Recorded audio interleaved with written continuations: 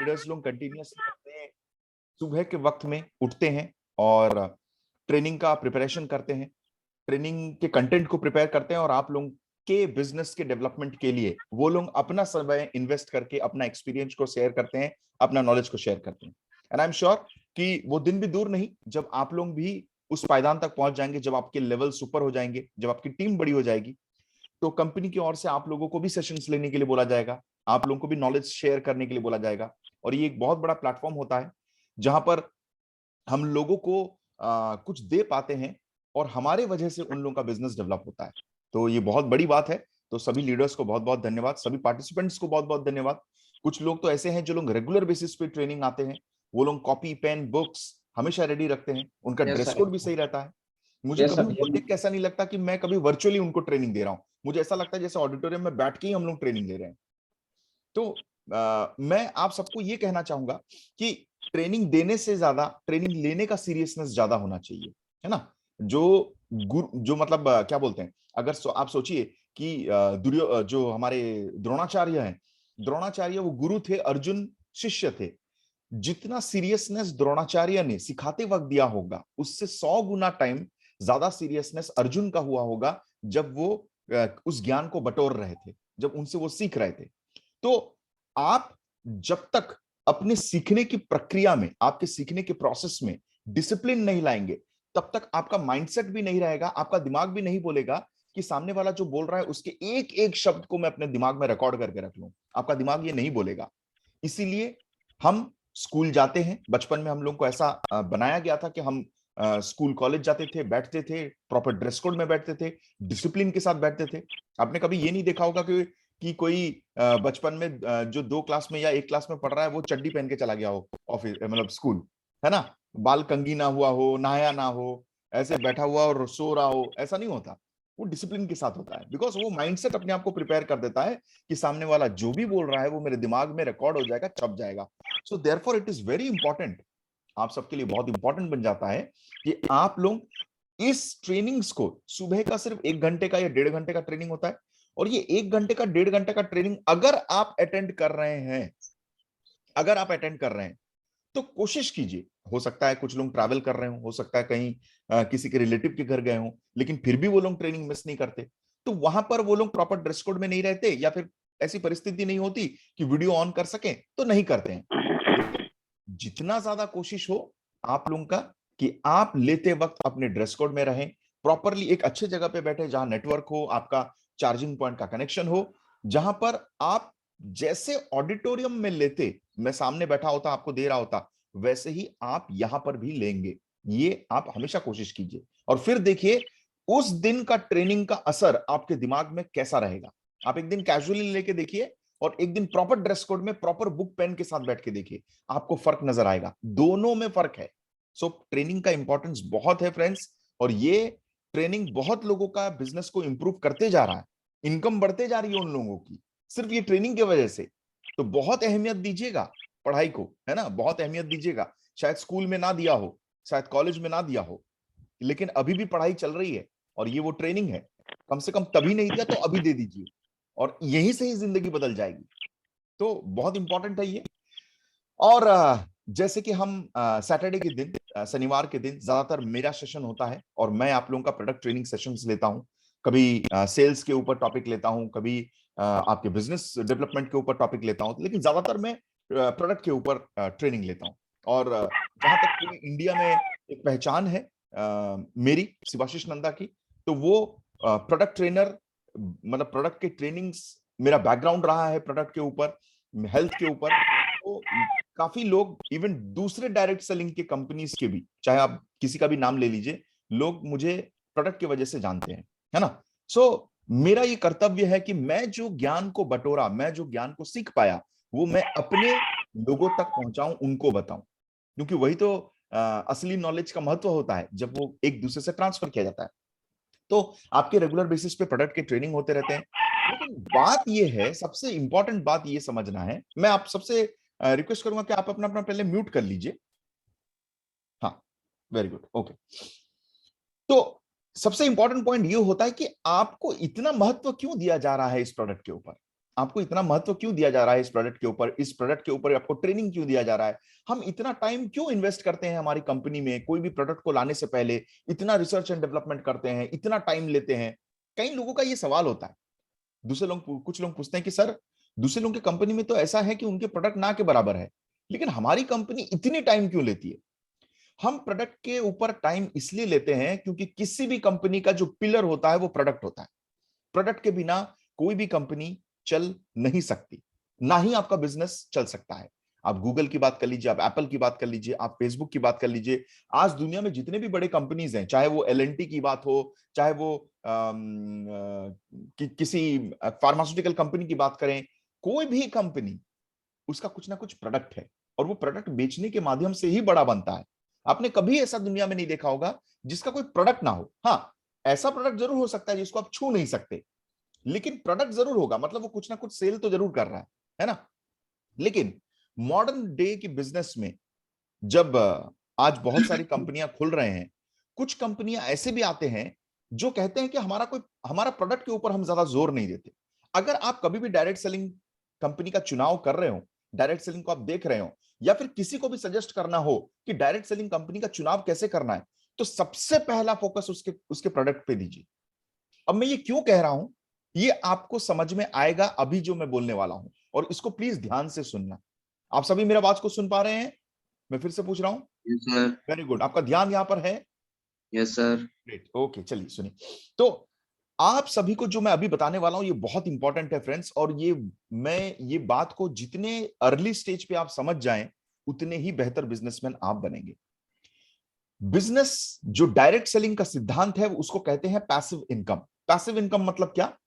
एक ऐसा इनकम जब आप काम ना भी कर रहे हो, मैं ये नहीं कहूंगा कि आप जिंदगी भर काम ना करें, लेकिन किसी परिस्थिति के कारण से अगर आप काम नहीं कर पाए किसी वक्त के बाद, तो आपका बिजनेस का पाइपलाइन इस तरीके से बिछा हो कि आपका पैसा आना कभी रुके ना, कंटिन्यूअस फ्लो में आता रहे, है ना, कंटिन्यूअस फ्लो में आता रहे। और वो कब होगा? वो तब होगा जब आप जिस चीज को बेच रहे थे, जिस चीज को लोगों को रिकमेंड कर रहे थे, लोग उस चीज को जिंदगी भर के लिए आप ही से खरीदते रहें। फिर से ध्यान से सुनना मैं क्या बोला, इस बात को पूरा अपने दिमाग में गांठ बांध के रख लो, क्योंकि आपको बेवकूफ बनाने वाले इस मार्केट में बहुत लोग आएंगे, है ना। लेकिन जो बिजनेस के सिद्धांत को समझ गया वही बड़ा बिजनेसमैन बनेगा। मैं ये नहीं कहता कि आप डियर लाइफ से बड़ा बनो, हो सकता है आप अपने पर्सनल किसी और बिजनेस को शुरू कर दें, ट्रेडिशनल बिजनेस को, या फिर हो सकता है आप डियर लाइफ के ऊपर ही फोकस हो, इसी डायरेक्ट सेलिंग बिजनेस से बड़ा होना चाहते हो, लेकिन सिद्धांत तो कोई एक ही है, प्रिंसिपल्स लॉस को कोई चेंज नहीं करता, है ना। तो अगर कोई भी बिजनेस का नींव देखा जाए तो वो यही है कि लोग उससे बार बार बार बार खरीदें, और वो आप ही से खरीदें। अब मैं आपको इसको समझाने के लिए, इस पैसिव इनकम को समझाने के लिए आज एक बहुत ही बेहतरीन और एक बहुत ही फेमस स्टोरी बताने वाला हूं, जिसके ऊपर एक बहुत फेमस बुक लिखा गया है, और वो वर्ल्ड वाइड में, वो पूरे विश्व में सबसे मतलब कुछ जो सबसे ज्यादा बिक्री होते हैं, बुक जो बिकते हैं, उनमें से एक बुक है, बहुत ही फेमस स्टोरी। और ये स्टोरी दो भाइयों की है, ये स्टोरी दो भाइयों की है जिसका नाम है पाल्बो और ब्रूनो। अब ये लोग बाहर, मतलब हमारे इंडिया के कंट्री के नहीं है, ये दो भाइयों का नाम है, आज से 200 साल पहले की स्टोरी है, आज से 200 साल पहले की स्टोरी, दो भाइयों का नाम जिसका नाम था पाल्बो और ब्रूनो। अब ये पाल्बो और ब्रूनो एक ऐसे गांव में रहते थे जिस गांव में पानी की थोड़ी समस्या थी। और वो समस्या क्यों थी? क्योंकि पाल्बो और ब्रूनो का जो गांव था वो पहाड़ के नीचे था, वो पहाड़ के नीचे था, और जो पानी था, जो पानी गांव वालों को मिलता था, वो पहाड़ के ऊपर एक क्या कहते हैं, एक तालाब जैसा था। एक जो बारिश के मौसम में जब बारिश होता है तो वहां पानी जम जाता है, और इतना पानी जम जाता है कि वो साल भर के लिए आराम से वो चल सकता है।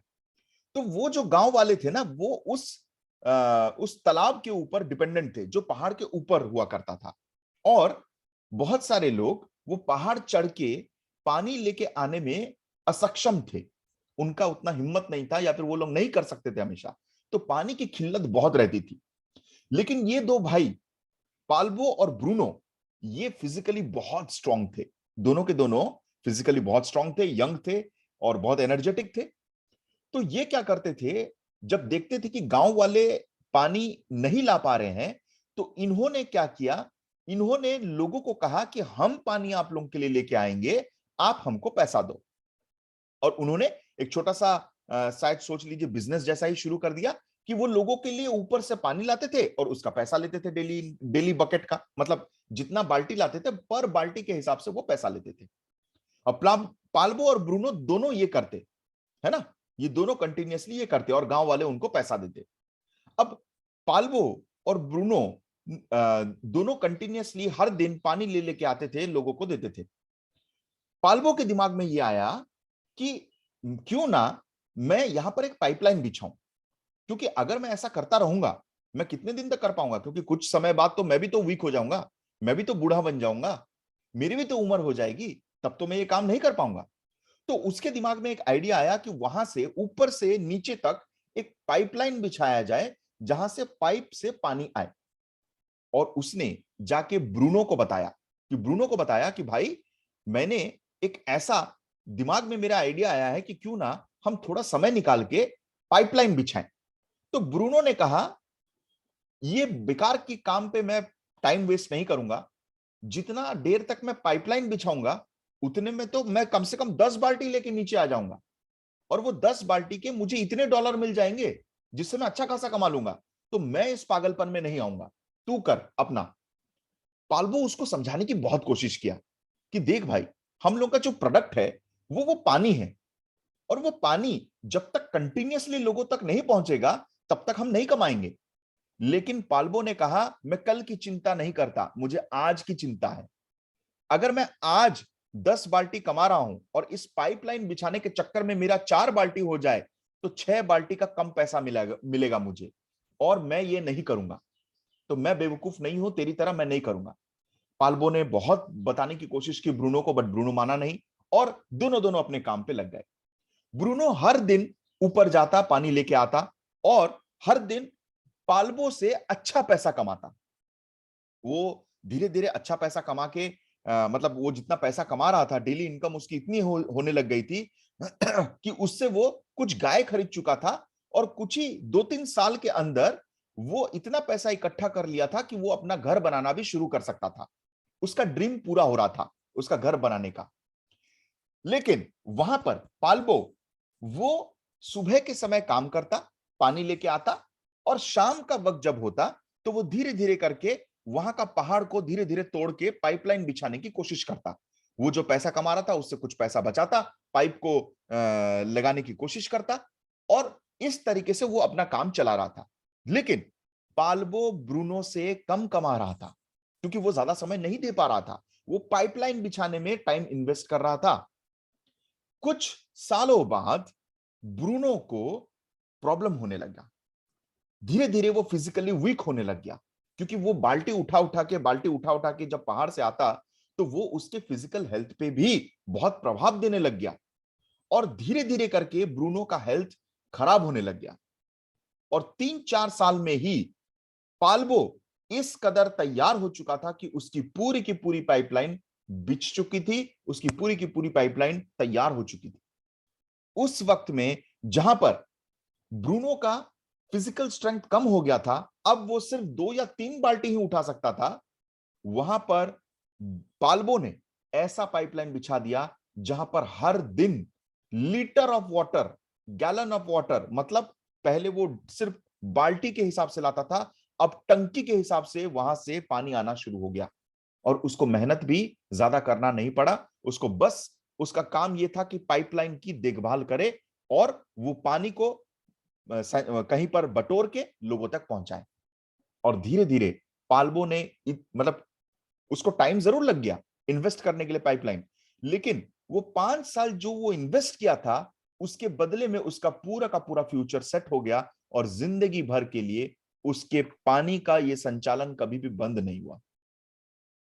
फ्रेंड्स, ये पाल्बो और ब्रूनो की स्टोरी मैं आपको जो बताया, ये वर्ल्ड वाइड फेमस इसलिए है क्योंकि बहुत सारे बिजनेस गुरु इस बात को समझ जाते हैं कि अगर मैं एक टाइम के लिए इनकम करने का सोचूं, तो मैं जिंदगी भर के लिए नहीं कमा सकता।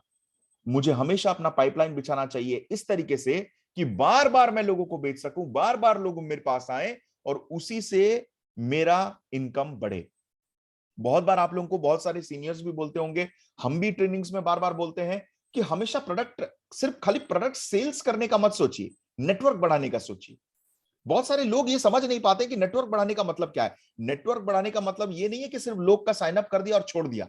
लोगों के साइन अप करने से पैसा नहीं आते, लोगों के साइन अप करने के बाद प्रोडक्ट इस्तेमाल करने से पैसे आते हैं। मतलब उनको प्रोडक्ट यूजर बनाना है, लेकिन जो लोग आपके सिस्टम में आ रहे हैं, जो साइन अप्स हो रहा है, वो कंटिन्यूअसली बढ़ता जाना चाहिए, कंटिन्यूअसली बढ़ता जाना चाहिए। आपको फोकस आई एम सॉरी आपको फोकस इस चीज के ऊपर करना चाहिए कि लोग कंटिन्यूअसली, ज्यादा से ज्यादा लोग मेरे नेटवर्क में कैसे आए, और उन लोगों को मैं किस तरीके का माइंडसेट दूं, किस तरीके की ट्रेनिंग दूं, किस तरीके से मैं उनको तैयार करूं कि वो जिंदगी भर के लिए मेरे से प्रोडक्ट का इस्तेमाल करते रहें। अब आप सोचिए, आज से 4 साल बाद अगर आपके टीम में 1000 ऐसे लोग हैं, 1000 ऐसे लोग हैं जो लोग हर महीना 100 बीवी खरीदते हैं, 100 बीवी खरीदते हैं, है ना, तो लाख बीवी सिर्फ उन्हीं लोगों से आता है। और उनमें से अगर उनमें से 100 लोग भी ऐसे हैं जो हर महीना 10 लोगों को लेके आते हैं, तो आप सोच के देखिए, हर महीना आपके पास और 1000 लोग आपके पास तैयार होंगे। तो लोगों का आना भी हो रहा है, प्रोडक्ट यूजर भी कंसिस्टेंट है, और यूजर्स बढ़ते ही जा रहे हैं। इसी को बोलते हैं नेटवर्क बनाना। नेटवर्क बनाना मतलब होता है अपने यूजर को इस तरीके से, इस कदर से तैयार करना, उनको इस तरीके से माइंडसेट देना कि वो जिंदगी भर के लिए आपके साथ जुड़े रहें और आपसे खरीदते रहें। अगर आप आज इस बात को समझ गए तो नेटवर्किंग का पूरा डेफिनेशन सिर्फ इसी लाइन पे है, सिर्फ इतना ही है कि आपको आपके यूजर्स को इस तरीके से, कदर से आपको तैयार करना पड़ेगा कि वो जिंदगी भर के लिए आपसे प्रोडक्ट खरीदते रहें। आप लोगों को समझ में आया? यस? क्या मुझे कोई रिपीट करके बोल सकता है मैंने जो कहा नेटवर्कर का मतलब क्या है? जी सर जी, आगे सर। या बताइए बताइए, मैं एक बार सुनना चाहता हूं आप लोगों से। सर जी, नेटवर्क का मतलब होता है कि इस कदर नेटवर्क बनाना कि वो जिंदगी भर हमसे ही प्रोडक्ट खरीदते रहे। हाँ, नेटवर्कर का काम मतलब है लोगों को, ज्यादा से ज्यादा लोगों को अपने सिस्टम में लाते रहो, लाते रहो, लाते रहो, और उनको इस तरीके से, इस कदर से तैयार करो कि वो जिंदगी भर के लिए तुम्हारे साथ जुड़े रहें और तुमसे प्रोडक्ट खरीदते रहें। जी सर जी। अब समझ में आया? यस सर जी। क्या कोई और रिपीट कर सकता है इस बात को? आप अपने आप को म्यूट कर दीजिए, कोई और। जी sir, good morning sir, dear life हमारे। Good morning dear life product user create करना है सर। हाँ बोलिए, मुझे प्रोडक्ट मैं यूजर जो आपको क्रिएट बताया करना उसी को हमें। रिपीट कीजिए।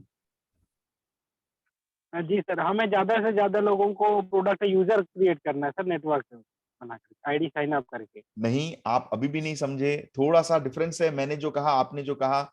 क्या मुझे कोई और बता सकता है? जी sir, good morning dear life. Good morning dear life हमारे लाइफ, बताइए।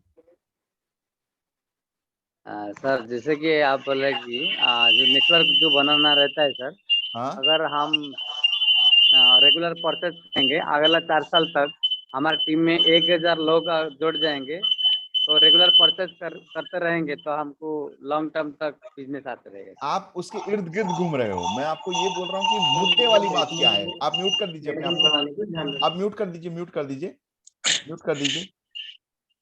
हाँ, कोई और बोल सकता है? डियर लाइफ हमारी लाइफ, बोलिए। सर जी, हमको ऐसा नेटवर्क बनाना है कि वो जिंदगी भर हमसे ही प्रोडक्ट खरीदते रहे।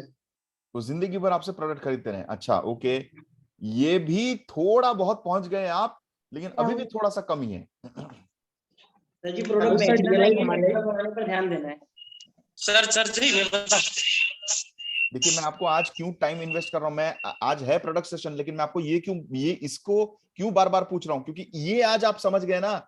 ये आज जितने भी लोग हैं, पार्टिसिपेंट्स कितने हैं पता नहीं, अभी तक 97 पार्टिसिपेंट्स हैं, कुछ लोग ग्रुप में बैठे हैं, तो मतलब 150 के आसपास होंगे। 150 लोग अगर आज ये समझ गए, इनकी जिंदगी तो बन गई भाई। Yes sir, yes sir. मैं आपको दोबारा से रिपीट कर रहा हूं, ध्यान से सुनो। सबको म्यूट कर लो, सबको म्यूट कर लो। सलेहा मैडम, आप कुछ बोलना चाहते हैं? हाँ सर, बताइए।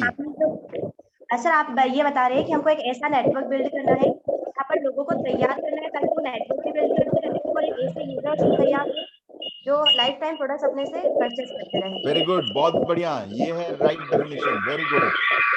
मेरी बात को आप म्यूट कर लीजिए। सर मैं बताऊं सर, सबके सब पहले म्यूट कर लीजिए, सबके सब पहले म्यूट कर लीजिए। सब all everybody mute mute mute. Sir मैं बताऊं करना पड़ेगा। ओके, अब मेरी बात को ध्यान से सुनिए।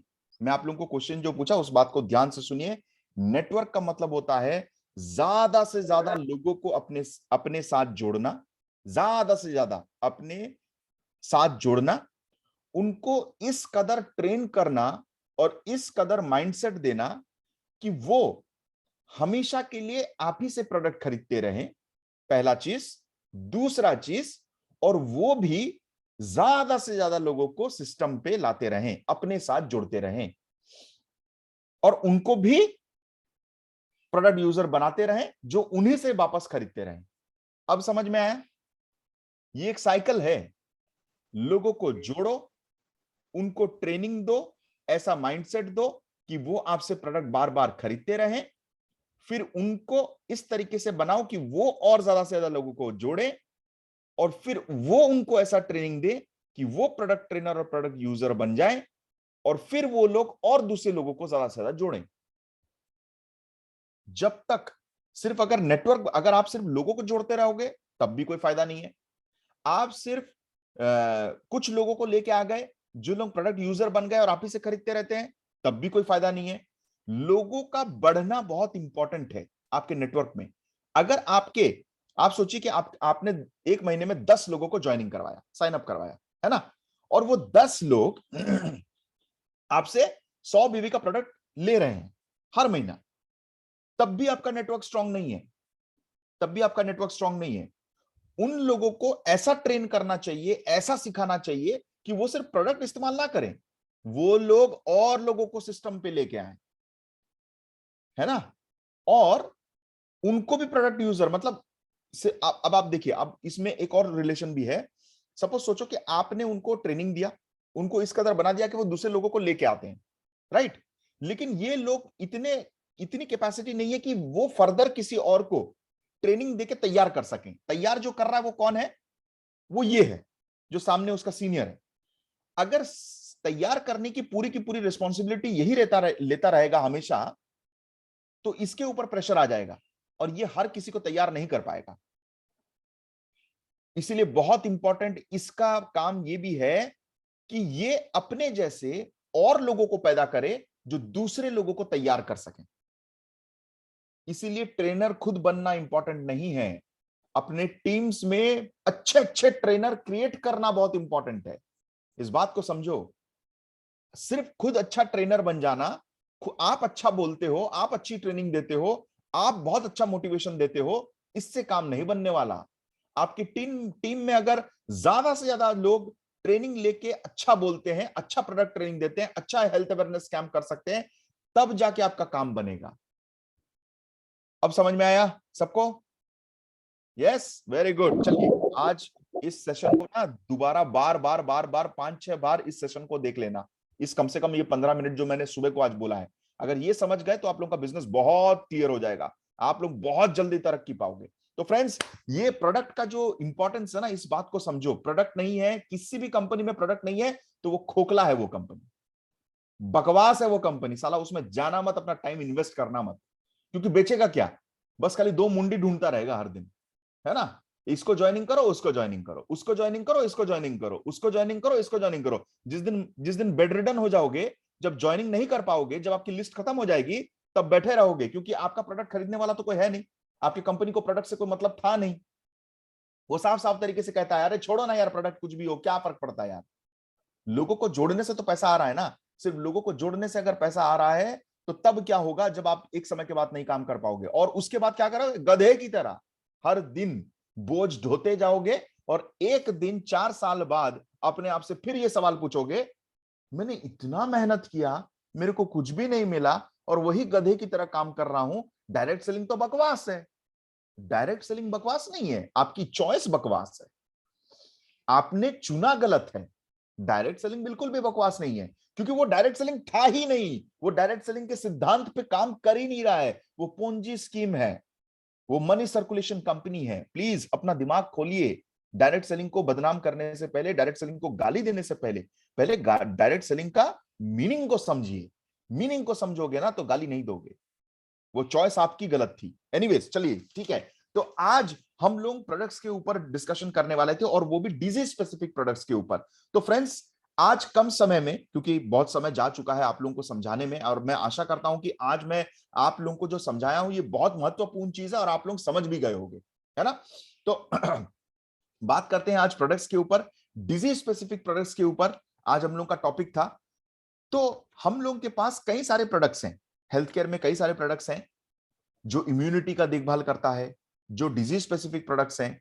लेकिन आपने देखा होगा फर्स्ट फेज में जब हम लोग के प्रोडक्ट्स थे, जैसे कि नोनी, मल्टीविटामिन, कैल्सिस, उसके बाद आंवला, एलोवेरा, ये सब प्रोडक्ट्स ऐसे प्रोडक्ट्स हैं जो जनरलाइज मतलब आपके हेल्थ को प्रिवेंशन के लिए हेल्प करता है। अगर आपको कोई बीमारी नहीं है और आप ये सब प्रोडक्ट्स का इस्तेमाल कर रहे हैं, आपकी इम्यूनिटी स्ट्रांग रहेगी, आपका हार्ट अच्छा रहेगा, आपका किडनी अच्छा रहेगा, आपका बॉडी का ब्लड अच्छा रहेगा, बोन्स अच्छे रहेंगे, तो आपको आगे जाके दिक्कत नहीं होगा। तो फर्स्ट फेज में हमने जो प्रोडक्ट को लॉन्च किया था, वो सब प्रोडक्ट्स ऐसे हैं जो आपके फिजिकल स्ट्रेंथ या फिर आपकी इम्यूनिटी को स्ट्रांग बनाता है, आपको प्रिवेंटिव, आपको तैयार करता है आपकी बॉडी को, ताकि आगे जाके कोई भी प्रॉब्लम ना हो। लेकिन हमने सेकेंड फेज में, हालांकि इस 4th एनिवर्सरी के बाद, हमने कई सारे इनक्रेडिबल, लाजवाब, रिजल्ट ओरिएंटेड, हाई क्वालिटी के ऐसे प्रोडक्ट्स को लेके आए जो डिजीज स्पेसिफिक है। डिजीज स्पेसिफिक मतलब क्या? जो किसी स्पेसिफिक प्रॉब्लम, हेल्थ इश्यू के लिए रिकमेंड किया जा सकता है, उसको कहते हैं डिजीज स्पेसिफिक। जैसे अगर एग्जांपल सबसे पहला हम ले तो आर स्टोन एक प्रोडक्ट है हम लोगों का, जो बहुत अभी न्यूली लॉन्च हुआ है और मार्केट में बहुत अच्छा रिस्पॉन्स आया है उस आर स्टोन का। मैं आप लोगों को बताते वक्त उसका फ्लायर भी शेयर करना चाहूंगा, जिससे मैं आप लोगों को दिखा सकूं। ओके, क्या आप लोगों को दिखाई दे रहा है? No sir. No.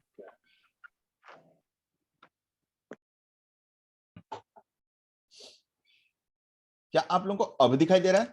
Yes sir, yes sir. Very good, okay.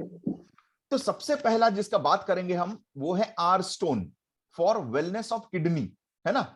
Kidney के लिए स्पेसिफिकली बनाया गया है ये आर स्टोन, और उसका नाम भी दिया गया है आर स्टोन। आपको पता है उसका नाम आर क्यों दिया गया है? बहुत सारे लोगों के दिमाग में हो सकता है शायद राम दिया हो, रहीम दिया हो, रावण दिया हो, या फिर कुछ और दिया, रमेश दिया हो, रमेश स्टोन, ऐसा भी तो हो सकता है। नहीं, उसका मतलब कोई राम, रहीम, रावण या कोई रमेश वमेश नहीं है।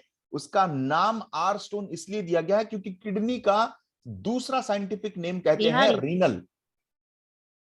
किडनी का जो सिस्टम होता है, उस सिस्टम को दूसरे साइंटिफिक नेम से जाना जाता है, जिसका नाम कहते हैं RENAL, रीनल, है ना।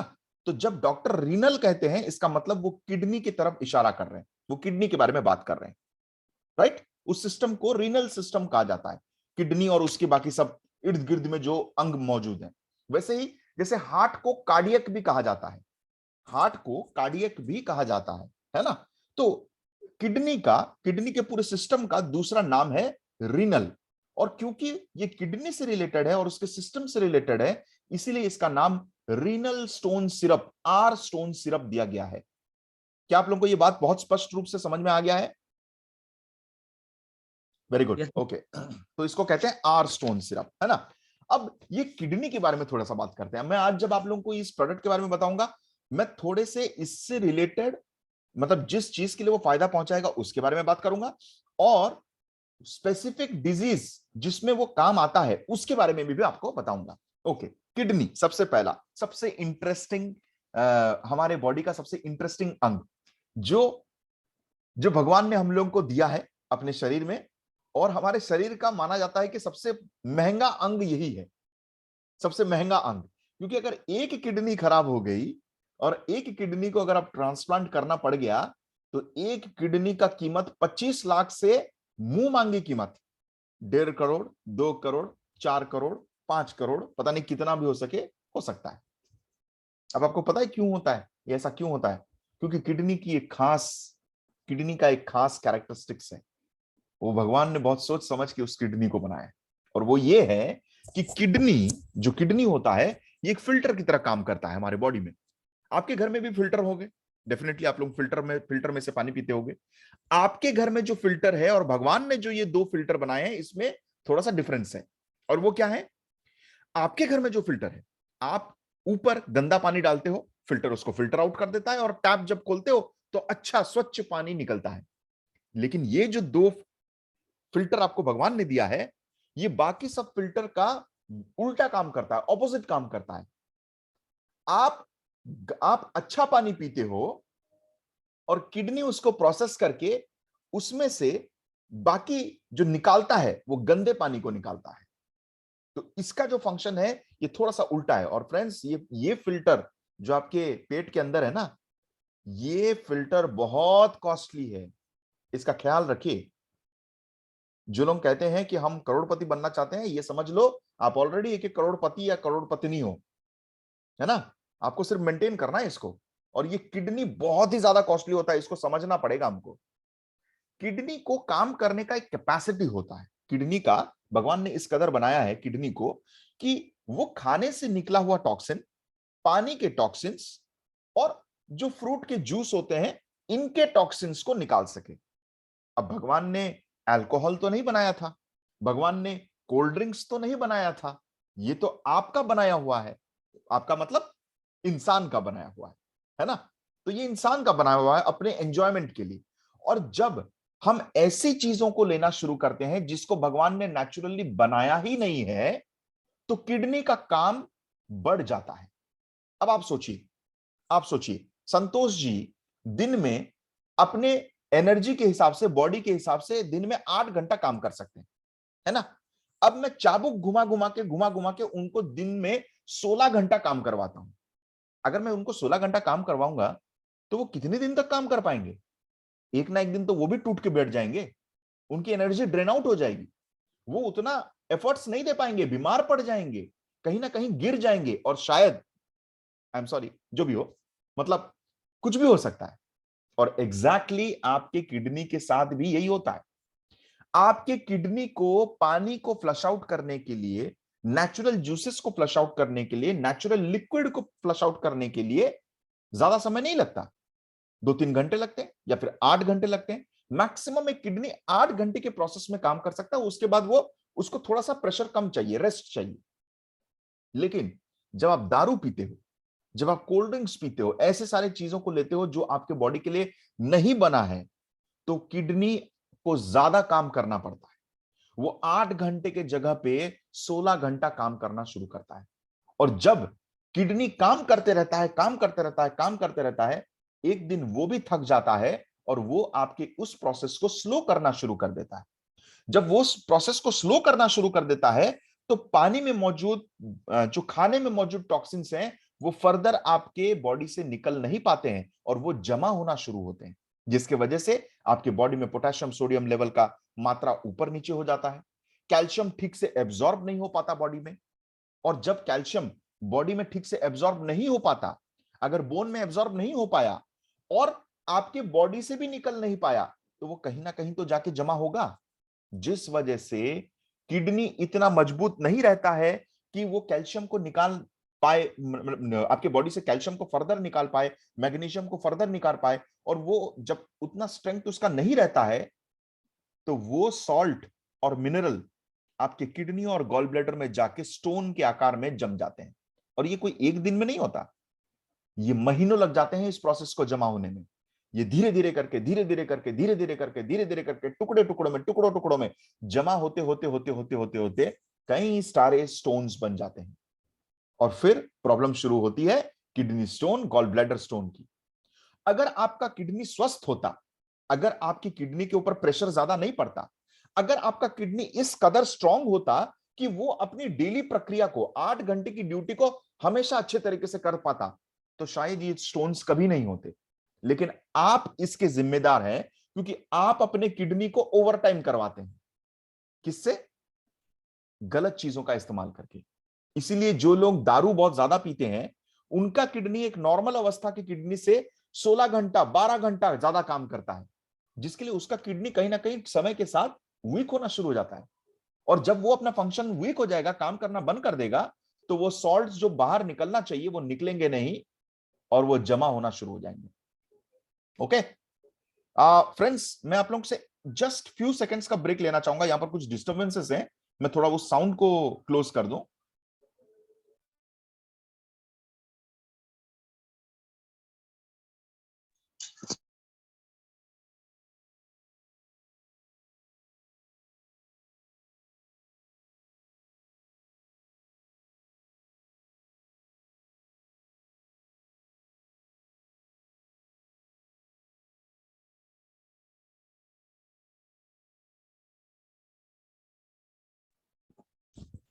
यस फ्रेंड्स, तो ये किडनी को हेल्दी रखना बहुत इंपॉर्टेंट है। इसलिए पहला चीज, जो लोग, अगर आप लोग दारू का सेवन कर रहे हैं, बहुत ज्यादा कोल्ड ड्रिंक्स पीते हैं, सोडा पीते हैं, ऐसी चीजों का इस्तेमाल कर रहे हैं जो नेचुरली चीजें नहीं है, तो उसको इमीडिएटली बंद करना बहुत इंपॉर्टेंट है।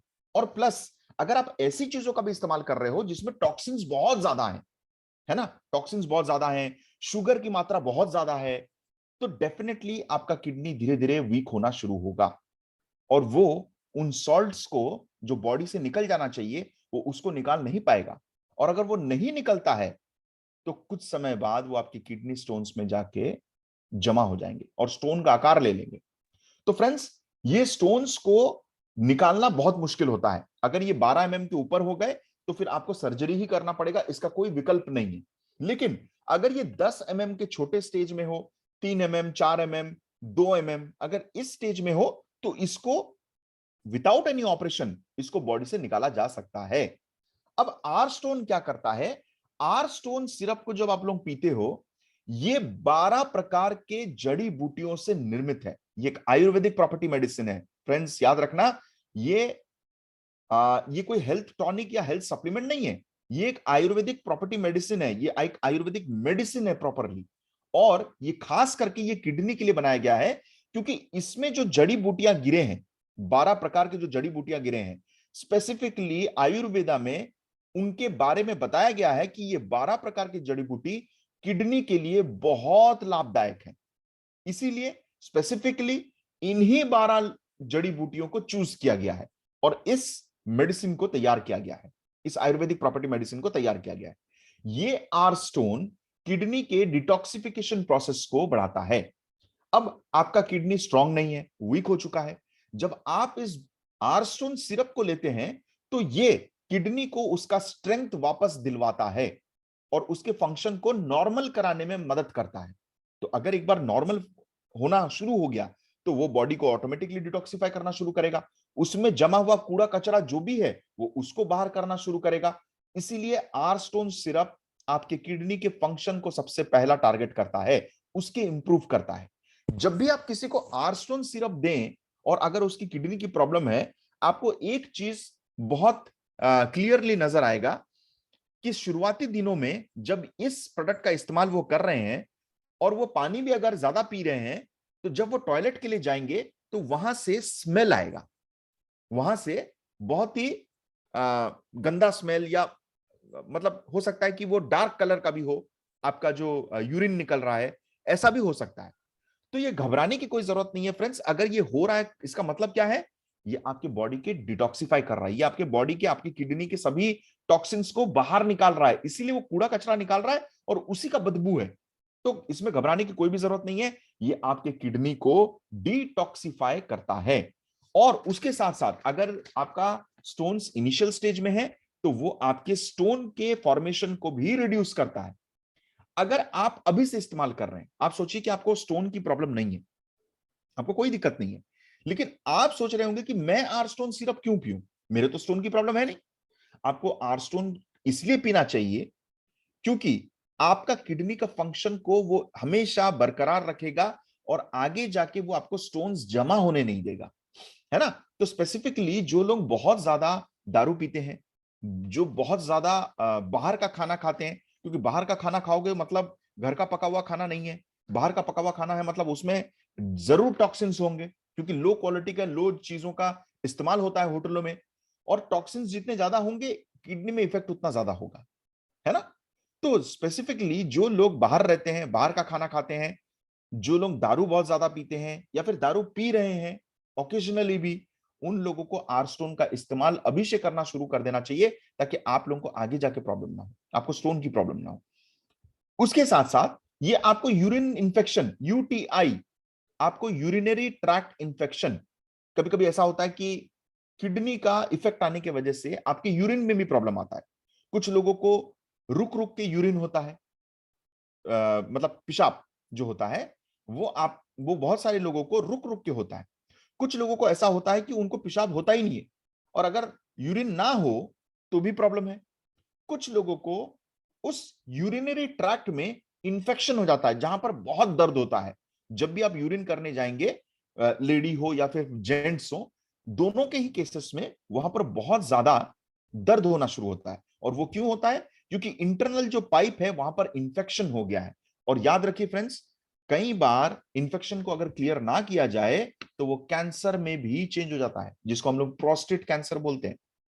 शायद लोगों को नहीं पता होगा, लेकिन प्रोस्टेट कैंसर भी बहुत डेंजरस है ना, बहुत डेंजरस है।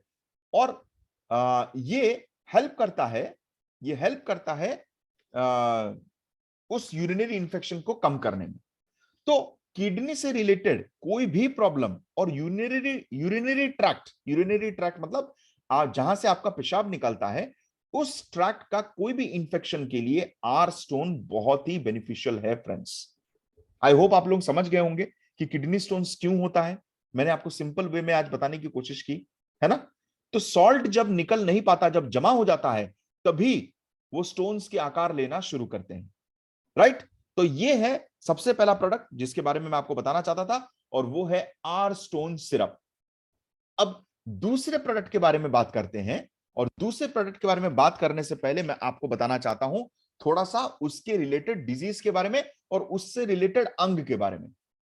हार्ट, आपका दिल, जो बचपन से लेके आज तक बिना कुछ मांगे, बिना कोई शर्त रखे आपकी मदद करते जा रहा है और धड़कता जा रहा है, जो आपको कई बार आपके प्यार ढूंढने में भी आपको मदद करता है, आपका दिल, है ना। तो आपका दिल जो है वो आपको इमोशंस दिखाता है, और बहुत ही इंपॉर्टेंट पार्ट है आपके बॉडी का हिस्सा का। क्या आपको पता है कि बचपन में जब आप अपने मम्मी के पेट में थे, जब आपका बॉडी का शुरुआत हो रहा था, तो आपका सबसे पहला अंग कौन सा बना था आपके मम्मी के पेट में? वो आपका दिल ही था जो सबसे पहले बना था। और जब दिल शुरुआत होता है ना, तो डॉक्टर देख के जब दिल धड़कना शुरू होता है, तो डॉक्टर अल्ट्रासाउंड देखने के बाद कहते हैं दिल आ गया है, इसका मतलब पेट में बच्चा शुरू हो चुका है। तो आपका दिल तब से लेके आज तक धड़क रहा है, जब से आपके दूसरे बॉडी के अंग तक नहीं निकले थे। आप सोच के देखिए कितना इंपॉर्टेंट है ये ऑर्गन। और वो ऑटोमेटिकली तब से लेके आज तक बेचारा कुछ नहीं बोलता, आपसे कभी कुछ नहीं मांगा, चुपचाप धुक धुक धुक धुक धुक धुक करता रहता है ना। सबको अपने दिल पे हाथ रख के बोलो भाई, इसको तो थैंक यू बोलना चाहिए, इसको दिल पे हाथ रख के ना थैंक यू बोलना चाहिए। इसीलिए हम डियर लाइफ हमारी लाइफ में दिल में हाथ रख के थैंक यू बोलते हैं। हम डियर लाइफ हमारी लाइफ बोलते वक्त हमारे कंपनी का प्रेज नहीं करते, हम अपने कंपनी का बड़प्पन नहीं करते। हम डियर लाइफ हमारी लाइफ इसलिए बोलते हैं क्योंकि सब चीजों में से दिया हुआ सबसे अच्छी चीज भगवान का ये जान है जो यहां बसता है।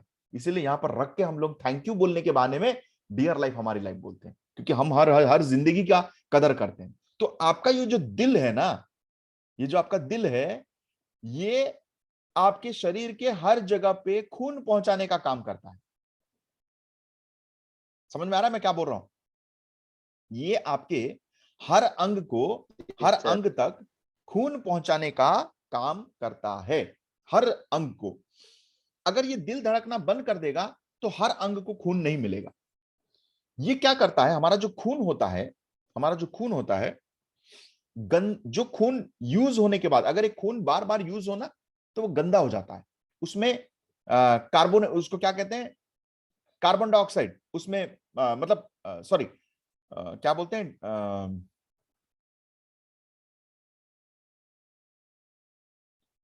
एक होता है ऑक्सीजनेटेड ब्लड और दूसरा होता है डीऑक्सीजनेटेड ब्लड। अब मैं आपको कैसे समझाऊं, मैं वही सोच रहा हूं। मैं चाहता हूं कि मैं आपको सिंपल वे में समझाऊं। ओके, हाँ, जो खून साफ होता है उसमें ऑक्सीजन की मात्रा ज्यादा होती है। ओके, उसको कहते हैं ब्लू ब्लड। क्या कहते हैं, चैट बॉक्स में जल्दी लिखो भाई, फटाफट फटाफट फटाफट। जिसमें ऑक्सीजन की मात्रा ज्यादा होती है वो होता है अच्छा ब्लड, गुड ब्लड, और उसको क्या बोलते हैं, ब्लू ब्लड। Blue blood. अब आप सोच रहे होंगे साला मेरा खून तो लाल है, ये सर नीला ब्लड क्या बोल रहे हैं। नहीं नहीं, आपका खून लाल ही है, वो नीला नहीं है, लेकिन साइंटिफिक टर्म में उसको ब्लू कहते हैं। ब्लू ब्लू किस लिए कहते हैं, क्योंकि उसमें ऑक्सीजन की मात्रा ज्यादा होती है और ऑक्सीजन को ब्लू कलर से पहचाना जाता है।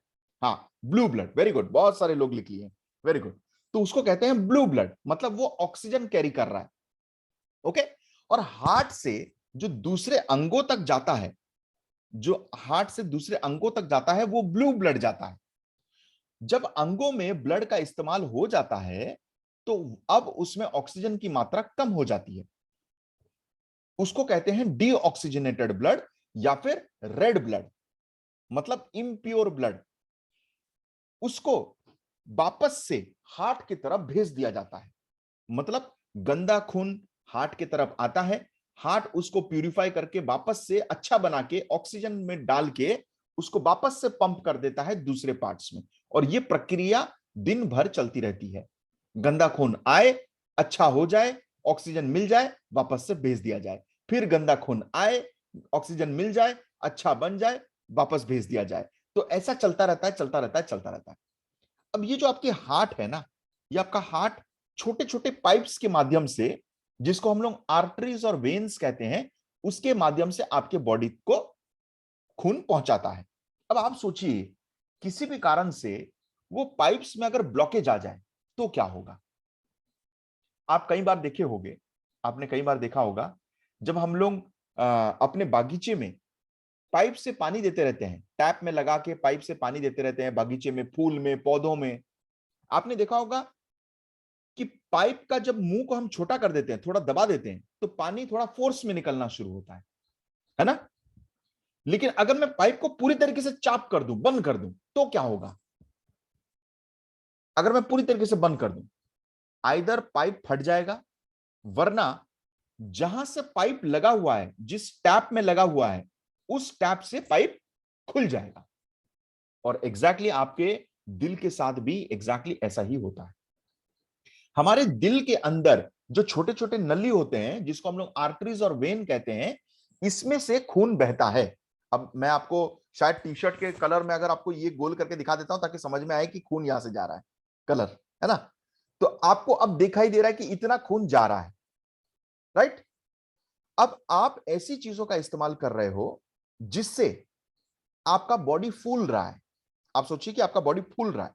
हो सकता है कि वेट ज्यादा बढ़ गया हो आपके शरीर का, हो सकता है आप फैट्स, बहुत ज्यादा तेल मसाला खा रहे हो, आपको वड़े खाने बहुत पसंद है, pizza, McDonald burger, cold drink, ये सब आपको बहुत पसंद है, केएफसी खाना आपको बहुत पसंद है। अब ये सब कुछ तो फ्राइड चीजें हैं। तो क्या होगा, आपका बॉडी में फैट्स जमा होना शुरू होगा। और याद रखना, फैट सिर्फ बॉडी के बाहरी हिस्सों में जमा नहीं होता, वो अंदर के हिस्से में भी जमा होता है। अब ये क्या होगा, ये जो रास्ता है, अगर यहां पर फैट्स जमा होना शुरू हो गया, सपोज सोच लीजिए इतना फैट जमा हो गया, तो अब रास्ता कितना है, अब इतना बच गया। अब अगर पहले इतना रास्ता था, अब रास्ता इतना हो चुका है, तो क्या सेम क्वांटिटी ऑफ ब्लड जा रहा है जितना पहले जाता था? नहीं जा रहा है। जब सेम क्वांटिटी ऑफ ब्लड नहीं जाएगा, तो जो पाइप उस अंग तक पहुंच रहा था, वो अंग दिमाग को ऑर्डर देगा, बोलेगा सर हार्ट ठीक तरीके से ब्लड नहीं भेज रहा है, कुछ करिए, बताइए उसको। अब दिमाग बोलेगा हार्ट को, भाई वो वाले अंग में प्रॉब्लम हो रहा है ना। तो हार्ट क्या करेगा, हार्ट प्रेशर मारना शुरू करेगा, क्योंकि हार्ट को तो कुछ और आता नहीं है, वो तो सिर्फ पंप करना आता है। तो वो क्या करेगा, वो बोलेगा अच्छा नहीं पहुंच रहा है, चलो मैं अपना काम बढ़ाता हूं। अब वो क्या करेगा, जोर जोर से पंप करना शुरू करेगा, जिससे आपका बीपी बढ़ना शुरू होगा। जो ब्लड प्रेशर बढ़ता है, ब्लड का प्रेशर कब बढ़ता है, मैं टैप में जो पानी, जो मैं बागीचे में पानी देता हूं, उस पाइप में पानी का प्रेशर कब बढ़ता है, जब मैं टैप को और ज्यादा खोल दूं तो, है ना, तभी बढ़ेगा। तो हार्ट जब जोर जोर से पंप करने लगता है, 1 मिनट में 72 टाइम्स वो पंप करता है। आप सोचिए, अब वो 108, 120, 150 टाइम्स वो पंप करना शुरू कर दिया है। तो क्या होगा, अगर आपका हार्ट उतना मजबूत नहीं है कि इतना पंप करने के बाद वो अपने मसल्स को झेल पाए, तो वो धीरे धीरे बेचारा थक जाएगा। अगर वो थकना शुरू किया तो आपका ब्लड पूरी तरीके से कम होना शुरू हो जाएगा, कहीं भी ब्लड नहीं पहुंचेगा, जिसको हम लोग हार्ट स्ट्रोक कहते हैं। अगर ये हार्ट धीरे धीरे मसल्स उसका वीक हो गया तो ये थक जाएगा, और थकने के बाद नहीं जा पाएगा। इसीलिए ब्लॉकेज का डायरेक्ट रिलेशन है आपके हार्ट के स्ट्रेंथ के ऊपर। तो इसमें क्या करना पड़ेगा, मुझे 2 चीज करना पड़ेगा। मेरे हार्ट को स्ट्रांग बनाना पड़ेगा, मतलब ये जो हार्ट बना है, ये भी तो एक अंग है, ये भी तो एक ऑर्गन है, और ऑर्गन बनता है टिश्यू से, टिश्यू बनते हैं सेल से, और सेल बनता है प्रोटीन से। इसीलिए आपके सेल्स को स्ट्रांग बनाना पड़ेगा, ताकि आपके टिश्यूज स्ट्रांग रहे और आपका ऑर्गन भी स्ट्रांग रहे। इसी वजह से प्रोटीन पाउडर नियमित रूप से खाना चाहिए, ताकि आपके प्रोटीन जितने अच्छे होंगे, आपके सेल उतने अच्छे रहेंगे, आपका हार्ट का स्ट्रेंथ भी उतना अच्छा रहेगा। पहला चीज। दूसरा, जो ब्लॉकेजेस हैं वो क्लियर कैसे होंगे, जो ब्लॉकेजेस हैं वो क्लियर कैसे होंगे।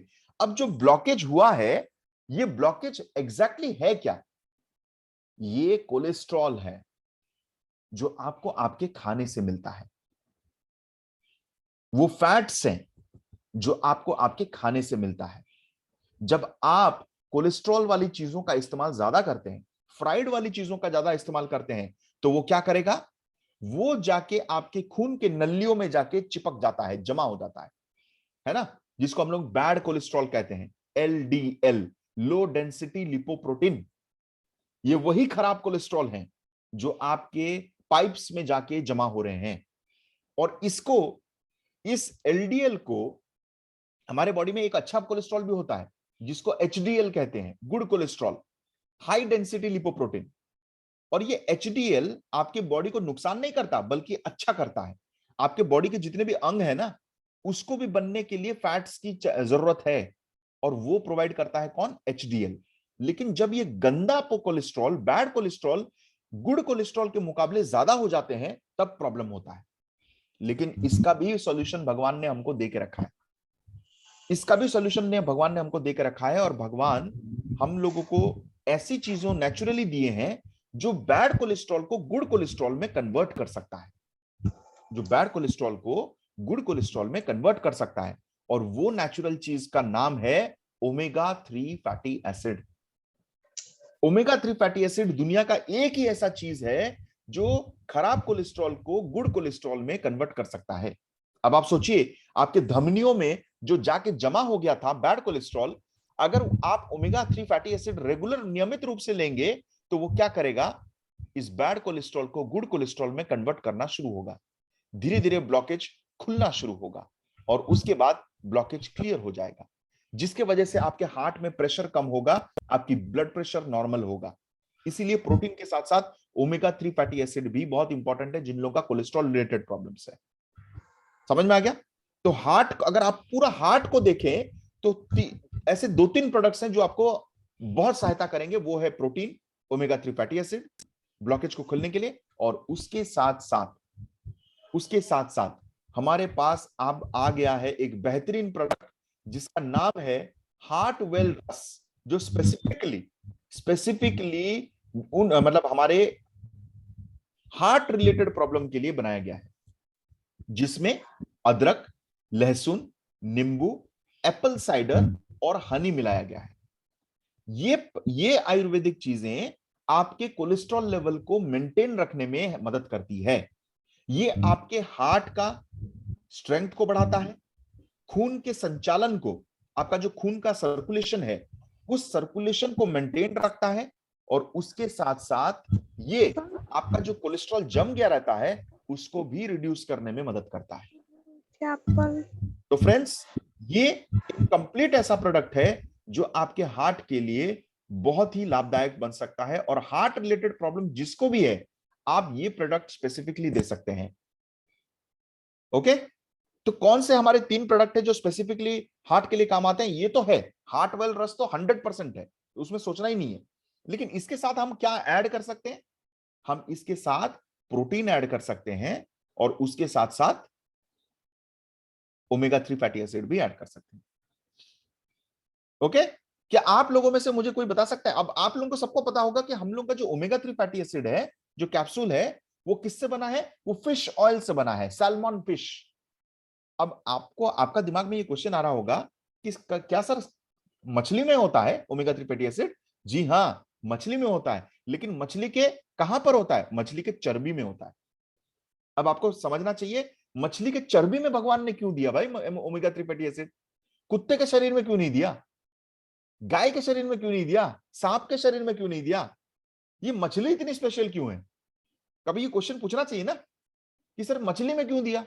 मछली को इसलिए दिया क्योंकि मछली पानी में तैरती है, और पानी के नीचे जितना ज्यादा आप जाओ, पानी के नीचे आप जितना ज्यादा जाओगे, पानी का प्रेशर, पानी का चाप बहुत ज्यादा बढ़ता है। अगर आप सागर में बहुत नीचे चले जाएं तो पानी का प्रेशर इतना ज्यादा बढ़ जाता है कि आपके नसें फटना शुरू हो जाएंगे, फट जाएंगे, इंटरनल ब्लड हो जाएगा और आपका खून निकल के आप मर जाओगे अंदर। इसीलिए बहुत लोग बहुत नीचे तक नहीं जा सकते, लेकिन ये मछलियां जा सकती हैं। ये मछलियां इसलिए जा सकती हैं क्योंकि इनका जो शरीर का बनावट है, भगवान ने इस कदर बनाया है कि उनके हर एक अंग को, वो प्रेशर को प्रोटेक्ट कर पाता है। वो उनके मसल्स को, उनके ऑर्गन को हमारे मुकाबले बहुत ज्यादा स्ट्रांग रखता है। इसी वजह से भगवान ने उनके चर्बी में ओमेगा 3 फैटी एसिड दिया है, और वो भी उन मछलियों में जो बहुत गहरे पानी में पाए जाते हैं। नदी की मछली नहीं, नदी के मछली में आपको ये नहीं मिलेगा, क्योंकि नदी कितना गहरा रहता है, वो सागर, ओशन, सी के मछलियों में हो पाया जाता है। स्पेसिफिकली सैल्मन मछली। सैल्मन मछली एक ऐसी प्रकार की प्रजाति है जो बहुत पानी के नीचे होता है और वहां पर प्रेशर बहुत ज्यादा होता है। तो उसका जो चर्बी है इस तरीके से बनाया गया है ओमेगा 3 फैटी एसिड की वजह से, जिसकी वजह से वो इतने प्रेशर को झेल पाता है ना। तो ओमेगा 3 फैटी एसिड इसी वजह से समुद्री मछलियों में ज्यादा दिया गया है, जो पानी के नीचे होता है, गाय भैंस में नहीं। या फिर अगर आप सोचोगे कि मटन खा रहा हूं, चिकन खा रहा हूं, अंडा खा रहा हूं, मेरे को ओमेगा 3 फैटी एसिड मिल जाएगा, तो सही टाइम पे जाके आपका दिल धोखा देने वाला है बॉस।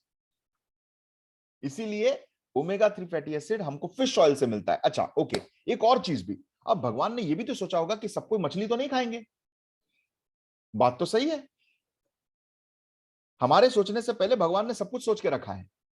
तो उन्होंने क्या किया, ओमेगा 3 फैटी एसिड को सिर्फ समुद्री मछलियों में नहीं, कुछ कुछ मात्रा में कुछ कुछ सब्जियों और फलों में भी दे दिया। उन्होंने कहा कि चलो ठीक है, तुम पानी के अंदर नहीं जा सकते, मछली नहीं मिल सकता। सपोज सोचो तुम मध्य प्रदेश में रहते हो, अब मध्य प्रदेश में कहां से ओशन लेके आओगे, कहां से समंदर आएगा? वो तो सिर्फ कोस्टल रीजन में आ सकता है। तो क्या उन लोगों को ओमेगा 3 फैटी एसिड नहीं मिलेगा? जरूर मिलेगा। आप डियर लाइफ से ले लो, अगर ले सकते हो तो। अगर नहीं ले सकते तो फिर क्या ऑप्शन है? फिर दूसरा ऑप्शन ये है कि आपको नेचुरल और भी ऐसी चीजें हैं जहां से ओमेगा 3 फैटी एसिड मिल सकता है, जैसे अखरोट, जैसे अलसी जिसको फ्लैक्सीड कहा जाता है, जैसे एप्पल, और एक और फ्रूट जिसमें ओमेगा 3 फैटी एसिड भर भर के मात्रा में है, जिसका नाम है sea buckthorn, Himalayan berry. Sea buckthorn में भी ओमेगा 3 फैटी एसिड दिया गया है। भगवान ने तो सी बकथॉर्न को इस कदर स्पेशल बना दिया कि उसमें omega 3 fatty acid, omega 6 fatty acid, omega 9 fatty acid, और सबसे रेयर ओमेगा जिसको ओमेगा 7 कहते हैं उसको भी डाल दिया, जो कि किसी और वेजिटेबल में मिलता ही नहीं है। इसीलिए सी बकथॉर्न बहुत खास बन जाता है फ्रेंड्स, है ना। वैसे मैं अभी आपको सी बकथॉर्न के बारे में नहीं बताऊंगा, क्योंकि वो थोड़ा सा हम डिटेल्स में चले जाएंगे तो फिर इसके बारे में बात नहीं कर पाएंगे। तो ओमेगा 3 फैटी एसिड इसीलिए बहुत इंपॉर्टेंट है हार्ट के लिए। तो आप किसी को भी हार्ट का रिकमेंड कर रहे हैं, 2 प्रोडक्ट 3 प्रोडक्ट आपको याद रखना चाहिए। क्या करना चाहिए? सबसे पहले कोलेस्ट्रॉल कौन घटाएगा? एलडीएल को एचडीएल में कन्वर्ट कौन करेगा? मेरे को ऐसा लग रहा है जैसे मैं बच्चे लोगों को स्कूल में पढ़ा रहा हूं, और कई बार ऐसे बच्चे लोगों को स्कूल में पढ़ाने के तरीके से ना याद रह जाता है। ओके, हाँ, तो ओमेगा 3 फैटी एसिड सबसे पहला वो चीज है जो एलडीएल को एचडीएल में कन्वर्ट करेगा। आपके हार्ट के मसल्स, आपके धमनियों के मसल्स को स्ट्रॉन्ग कौन बनाएगा? प्रोटीन पाउडर, है ना, प्रोटीन, क्योंकि प्रोटीन से ही सेल बनता है। और जो ब्लॉकेजेस हैं, जो फैट्स जम गया है, कोलेस्ट्रॉल जम गया है, वो सबको दूर कौन करेगा? आपका हार्ट वेल रस। तो किसी को भी बीपी की समस्या है, किसी को कोलेस्ट्रॉल की समस्या है, किसी को हार्ट की प्रॉब्लम है, आप उनको हार्ट वेल रस रिकमेंड कर सकते हैं। समझ में आ गया? ऑल क्लियर सबको ही? ठीक है, तो आज से आपके दिल का कदर करना शुरू करो। ये जो गाने हैं ना, दिल चुराया है तुमने, वो सब बोलते हैं, वो कोई नहीं चुराता है बॉस, यहीं पे है, आप ही के पास है। इसका कदर नहीं करोगे, अगर इमोशंस में बह जाओगे तो किसी दिन धोखा दे देगा। गर्लफ्रेंड धोखा दे, बॉयफ्रेंड धोखा दे, चलेगा, ये नहीं देना चाहिए। ये दिया तो सीधा 4 लोग उठा के लेके जाएंगे शमशान, तो उसको कभी लाइटली मत लेना, इसका कदर हमेशा करना, है ना। अभी हंस रहे हो, टेंशन फिर होगा बाद में, फिर समझ में आएगा। ओके, चलो, बहुत बढ़िया बात, ग्रेट। तो अब एक और प्रोडक्ट की ओर मूव करते हैं, और ये आज हम लोग का दिन का लास्ट प्रोडक्ट होगा, क्योंकि मैं नहीं चाहता कि मैं आपको इतना ज्यादा बता दूं कि आप लोग उसको डाइजेस्ट ही नहीं कर पाओ, है ना। तो उस सेशन को हम कंटिन्यू करेंगे, लेकिन आज एक और आखिरी प्रोडक्ट जो आपके शरीर का बहुत ही छोटा सा हिस्सा है, लेकिन है बहुत इंपॉर्टेंट हिस्सा, है ना।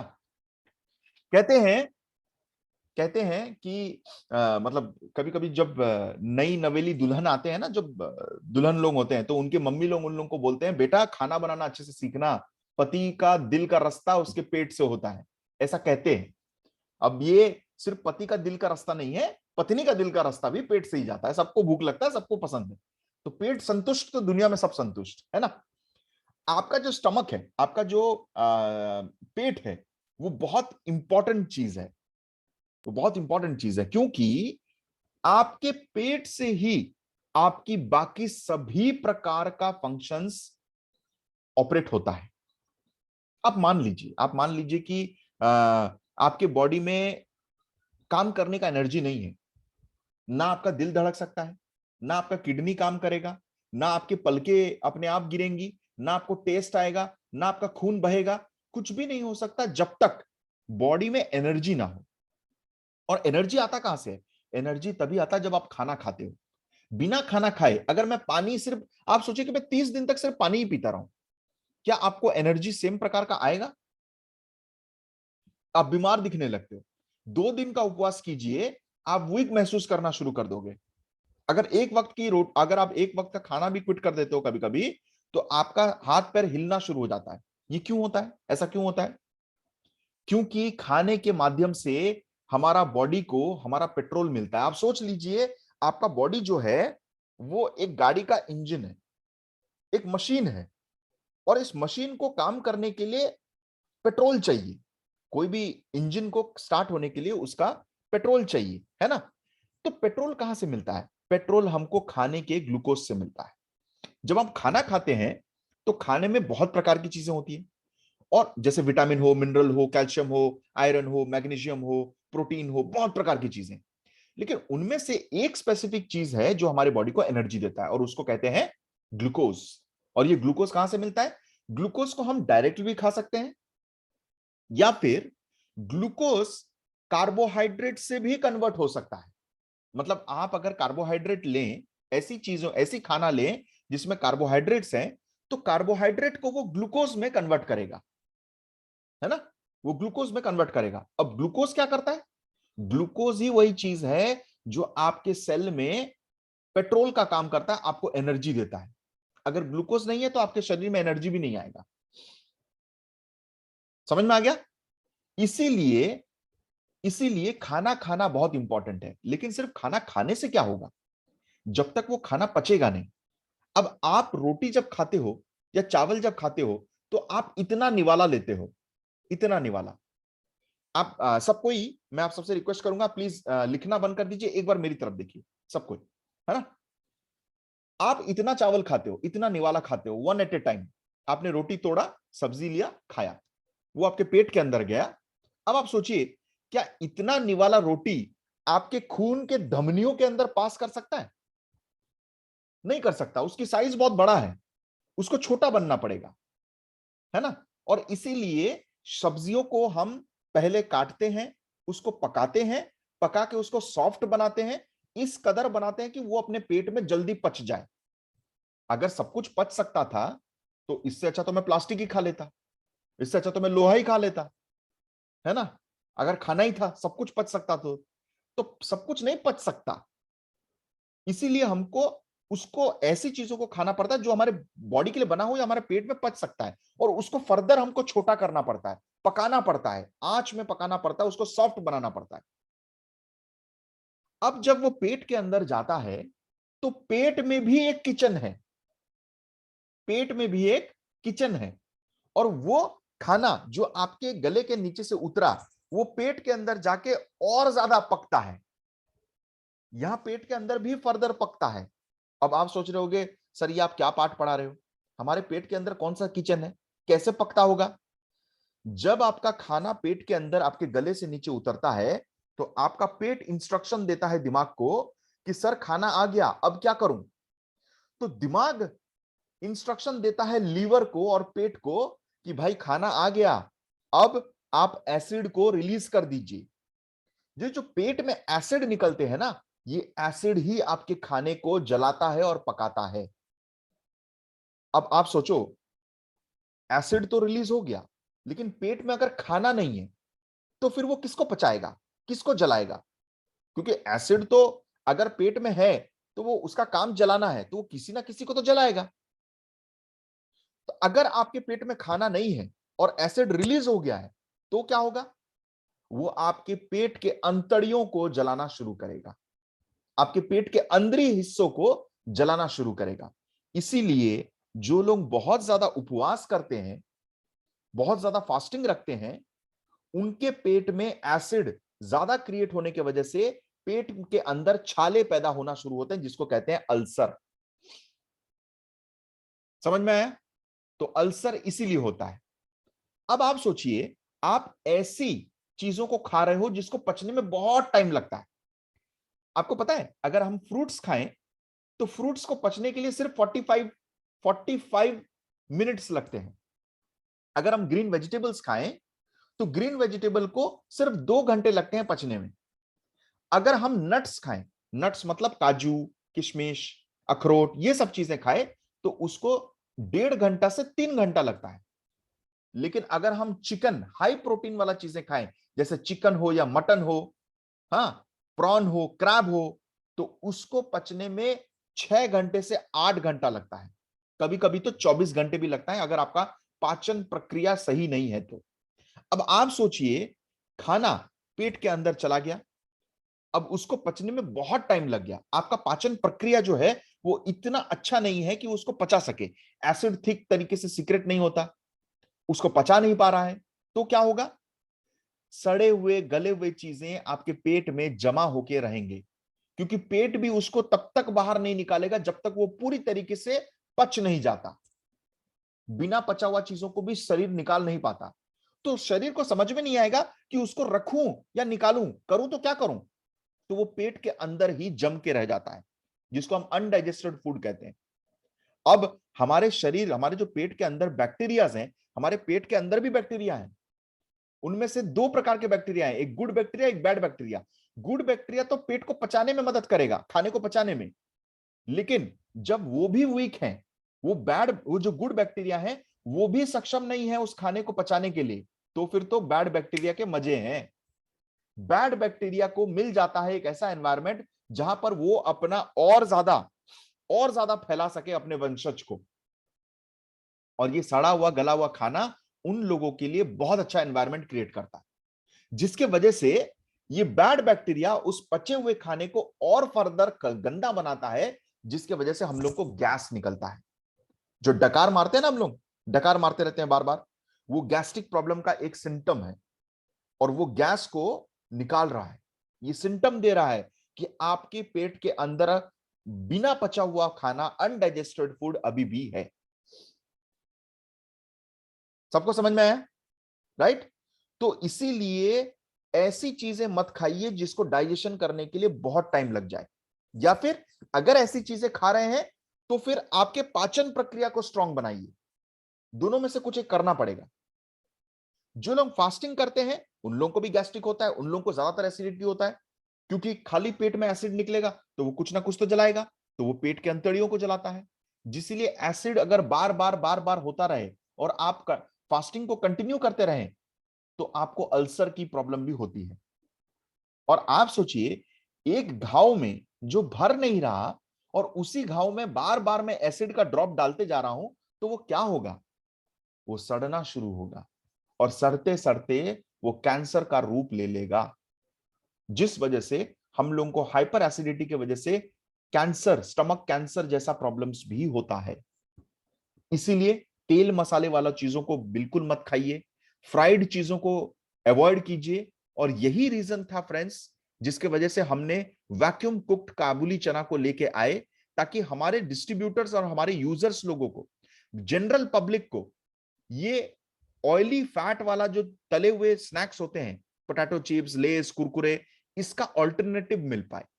और इसी वजह से हमने वैक्यूम कुक्ड काबुली चना लेके आए, है ना, जिसमें तेल का एब्जॉर्प्शन कम होता है और तेल भी खराब नहीं होता, न्यूट्रिशन भी खराब नहीं होता।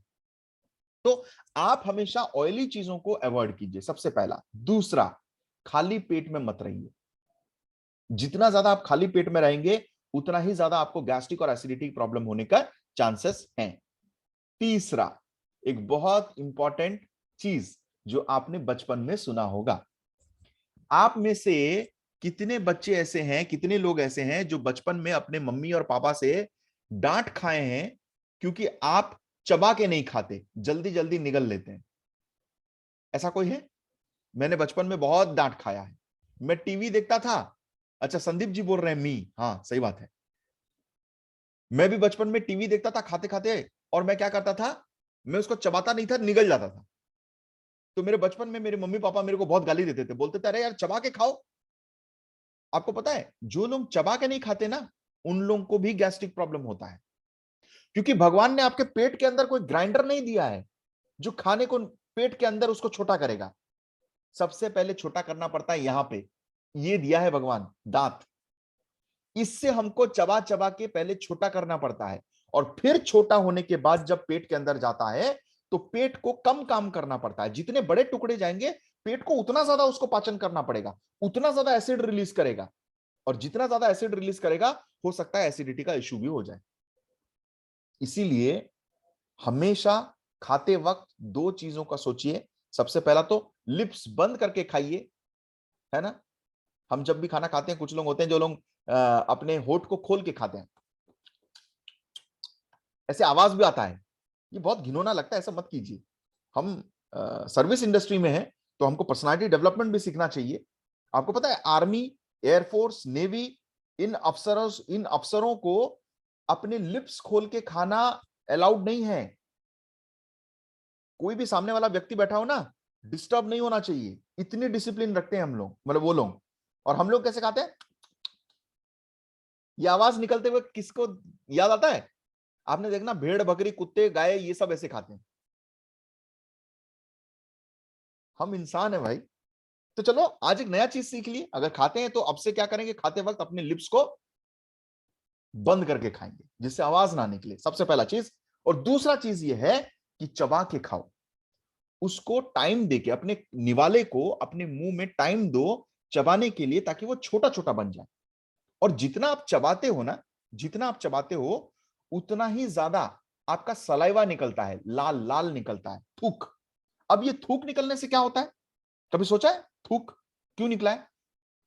कभी नहीं सोचा होगा, ये क्वेश्चन हमने कभी कभी पूछते भी नहीं है। सलाइवा जितना ज्यादा निकलेगा फ्रेंड्स, सलाइवा में ऐसे बैक्टीरियाज होते हैं, ऐसे चीजें होते हैं जो आपके बहुत सारे इंटरनल घाव को अपने आप भर देता है। आपका जो थूक है ना, आपका जो सलाइवा है, ये, इसमें मेडिसिनल प्रॉपर्टीज रहते हैं।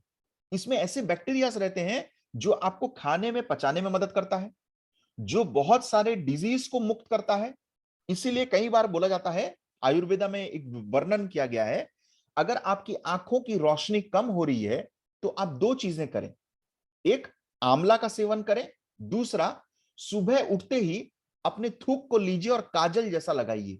ये मैं नहीं कह रहा, ये आयुर्वेदा में लिखा हुआ है, क्योंकि उसमें ऐसे बैक्टीरियाज होते हैं जो आपकी आंखों की रोशनी के लिए मदद करते हैं। तो हमारा जो थूक है ये बहुत काम वाला चीज है। आपने आपने देखा होगा, गाय भैंस इन लोगों को जब चोट लगती है या फिर उनका जब घाव होता है, तो एनिमल्स लोगों का, पशुओं का कोई मेडिसिन नहीं होता। वो बेचारे कहां से मेडिसिन लाएंगे, उनको कौन से डॉक्टर के पास जाएंगे? तो भगवान ने उन लोगों को नेचुरल मेडिसिन दिया है, वो है उनका लाल, उनका थूक। आपने देखा होगा अक्सर वो वहां पर चाट देते हैं, अपना थूक लगा देते हैं जहां पर घाव होता है, और थूक लगने की वजह से उनका घाव सूख जाता है फ्रेंड्स, उनका घाव भर जाता है। तो कई बार हमारे जीव के लाड़ में एंटीबायोटिक प्रॉपर्टीज भी होते हैं। ये हमको कोई स्कूल में या कोई डॉक्टर नहीं बताया है ना? लेकिन जितना ज्यादा आप चबाओगे, जितना ज्यादा आप टाइम लोगे खाना खाने के लिए, उतना ही अच्छा आपका पाचन प्रक्रिया रहेगा। और पाचन शक्ति अगर स्ट्रांग है, आपको एसिडिटी की प्रॉब्लम, गैस्ट्रिक की प्रॉब्लम, आपको अल्सर, पेट का ulcer, constipation, irritable bowel syndrome, ये सब कुछ नहीं होगा। और आपके बॉडी का जितने भी फंक्शन है वो सब कुछ आपके पेट से रिलेटेड है। आपका पाचन प्रक्रिया अगर सही है, आपका सब सिस्टम सही है, आपको कभी प्रॉब्लम नहीं होगा। सब कुछ पेट से रिलेटेड है। और इसी वजह से डियर लाइफ ने डियर केयर ब्रांड के अंडर में लेके आ गया है एक डिजीज स्पेसिफिक प्रोडक्ट जो आपके पाचन प्रक्रिया से रिलेटेड है, जिसका नाम है डाइजेस्टिव केयर रस, जिसमें आंवला, जीरा, अनार, अजवाइन, सौंफ, धनिया, हींग, ये सबको मिलाया गया है। अब आप सोच रहे होंगे, सर ये जीरा, अजवाइन, सौंफ, धनिया, हींग, ये सब तो हमारे किचन में मिलता है, क्या ये इतने स्ट्रांग थे? क्या हमको इसके बारे में ऐसा कभी अनुभव नहीं हुआ? जी हां, ये बहुत स्ट्रांग चीजें हैं जिसके बारे में हमको नहीं पता। अब आप अपने आप से सवाल पूछिए, क्यों आपके हर रोजमर्रे के खाने में अजवाइन गिरता है? क्यों उसमें हम धनिया डालते हैं? क्यों हमको बोला जाता है कोई भी खाने को टेस्टी बनाना हो तो उसमें हींग डालो? दाल फ्राई, सांबर हींग के बिना अधूरी है। ये सिर्फ टेस्ट के लिए नहीं बनाया गया है फ्रेंड्स, ये सिर्फ टेस्ट के लिए नहीं बनाया गया है, इसका बहुत ही साइंटिफिक रीजन है। क्योंकि हमारे जो पूर्वज हैं वो जानते थे कि हमको अगर बोला जाए कि इन सब चीजों का इस्तेमाल करें तब आपको बीमारी नहीं होगा, तो ज्यादातर लोग नहीं करेंगे, क्योंकि उनका माइंडसेट कहता है अरे मुझे तो प्रॉब्लम नहीं है, मैं क्यों इस्तेमाल करूं इन चीजों का। इसीलिए उन्होंने आपको कहा कि खाने को अगर टेस्टी बनाना है तो इन मसालों का इस्तेमाल करना पड़ेगा, राइट? तो ये एक आयुर्वेदिक जड़ी बूटी है, सिर्फ मसाले नहीं है, ये एक आयुर्वेदिक जड़ी बूटी है जो आपके शरीर में कमाल का काम करता है। तो जिन लोगों को इंडाइजेशन की प्रॉब्लम है, एसिडिटी की प्रॉब्लम है, अल्सर की प्रॉब्लम है, जिनके पेट में केंचुए होते हैं, पेट का केंचुआ बोलते हैं ना, उसको क्या बोलते हैं हम लोग अपने भाषा में, तो उड़ीसा में कुर्मी बोलते हैं, आप लोग क्या बोलते हो मुझे पता नहीं है। बच्चे लोगों के पेट में इंटेस्टाइनल वॉर्म, लंबे लंबे वॉर्म बन जाते हैं, मतलब लंबे लंबे केंचुए बन जाते हैं। उस केसेस में भी आप डाइजेस्टिव केयर रस दे सकते हैं। अब आप मुझसे ये सवाल पूछेंगे, मुझे पता है, कि सर क्या बच्चे लोगों को दे सकते हैं हम? ये 5 साल की उम्र के नीचे के बच्चे लोगों को नहीं दिया जा सकता। ओके, बहुत स्पेसिफिकली याद रखना दिमाग में, 5 साल की उम्र के नीचे के बच्चे लोगों को ये नहीं दिया जा सकता। कल ही मुझे किसी डिस्ट्रीब्यूटर ने पूछा क्या रीजन है सर, हम क्यों नहीं दे सकते, हमारा प्रोडक्ट का रिजल्ट तो इतना अच्छा है, तो 5 साल की उम्र के बच्चे लोगों को हम क्यों नहीं देते, उनको देने में क्या प्रॉब्लम है? हम इसलिए नहीं देते क्योंकि कोई भी आयुर्वेदिक जो प्रोडक्ट होता है या फिर आयुर्वेदिक मेडिसिन है, इसके टेस्ट उतने एक्सेप्टेबल नहीं है, उतना अच्छा नहीं होता। आप देखेंगे बच्चे लोगों का जो सिरप होता है ज्यादातर वो मीठे होते हैं, है ना? तो अगर आप बच्चे लोगों को ऐसी चीजें दे दो जिसका टेस्ट बहुत कड़वा हो, बहुत खट्टा हो, तो वो लोग उसको डाइजेस्ट नहीं कर पाएंगे, वो लोग उल्टी कर देंगे, और अगर उल्टी कर देंगे तो वो उनके शरीर के अंदर जाएगा ही नहीं, असर करेगा ही नहीं। इसी वजह से हम कोई भी टैबलेट, कोई भी हमारे प्रोडक्ट्स 5 साल की उम्र के नीचे वाले बच्चों को नहीं देते हैं। सबको समझ में आ गया? ये क्लियर है? Very good. अपने ट्रेनिंग्स में जब भी आप ट्रेनिंग दे रहे हो ना, दूसरे लोगों को बता रहे हो, तो ये जरूर बताना उन लोगों को। जितना ज्यादा आप बताओगे लोग जान जाएंगे। और दूसरा, यहां पर लास्ट में एक पॉइंट लिखा हुआ है, बेनिफिशियल इन एनोरेक्सिया। अब ये एनोरेक्सिया क्या पता है? ये एक अजीब प्रकार का बीमारी है। ये औरतों को होता है, लड़कियों को होता है। क्या होता है? ये एक मेंटल डिसऑर्डर है जहां पर औरत या लड़कियां खाना कम कर देती हैं इस डर से कि वो मोटे हो जाएंगे। है ना कमाल की बीमारी? ऐसा भी कोई बीमारी सुना था? लेकिन होता है, ऐसा होता है। और उनके कम खाने की वजह से उनके बॉडी में न्यूट्रिशन पहुंच नहीं पाता, उनके बॉडी में एसिडिटी की प्रॉब्लम होती है, गैस्ट्रिक की प्रॉब्लम होती है। ये एनोरेक्सिया की वजह से होती है। तो अगर किसी को भी एनोरेक्सिया की प्रॉब्लम है तो भी आप डाइजेस्टिव केयर दे सकते हैं। आपको सबसे पहला डाइजेस्टिव केयर का रिजल्ट तब मिलेगा, आपको पता चल जाएगा डाइजेस्टिव केयर का काम करना, असर कैसे करना शुरू कर दिया है। आप डाइजेस्टिव केयर, जिन लोगों को भूख नहीं लगता ना, आप उन लोगों को डाइजेस्टिव केयर दीजिए, उन लोगों की भूख की मात्रा बढ़ जाएगी। राइट? तो उसी से आपको पता चल जाएगा कि डाइजेस्टिव केयर अपना काम करना शुरू कर दिया है। तो फ्रेंड्स, ये एक बहुत ही शानदार प्रोडक्ट है डाइजेस्टिव केयर, जो आप लोगों के लिए लेके आया गया है, और ये भी आयुर्वेदिक प्रॉपर्टी मेडिसिन है। अब इसमें एक चीज को गौर करना, सभी लोग जितने भी देख रहे हैं फ्रेंड्स, आपने देखा होगा यहां पर लोगों में आयुर्वेदिक प्रॉपर्टी मेडिसिन के साथ साथ एक और लोगो भी है जहां पर लिखा है नो एडेड शुगर। आप सबको दिख रहा है? ओके। अब ये नो एडेड शुगर हम अपने प्रोडक्ट्स में क्यों डालते हैं? अगर इसका कोई महत्व नहीं है तो फिर हम डालते क्यों हैं? बहुत ही इंपॉर्टेंट है नो एडेड शुगर का मतलब। नो शुगर और नो एडेड शुगर में फर्क होता है। हम जो भी हर्बल चीजें डाल रहे हैं, हम जो भी इंग्रेडिएंट्स डाल रहे हैं, हो सकता है उसमें अपना खुद का नेचुरल शुगर हो, वो खुद थोड़ा सा मीठा हो। जैसे एग्जांपल, अगर मैं किसी में एप्पल डालता हूं, एप्पल का रस, आप सबको पता है कि एप्पल का रस बहुत फायदेमंद है, लेकिन एप्पल का रस में अपना खुद का शुगर है ना, वो मीठा लगता है ना, है ना? तो अगर किसी प्रोडक्ट में बिल्कुल भी शुगर ना हो, मतलब अगर मैं उसमें ऐसा कोई भी इंग्रेडिएंट नहीं डाला हूं जिसमें शुगर होता ही नहीं है, तो फिर वहां पर नो शुगर लिखा जाता है, जो कि डायबिटिक पेशेंट्स लोगों के लिए बहुत बढ़िया है। Right?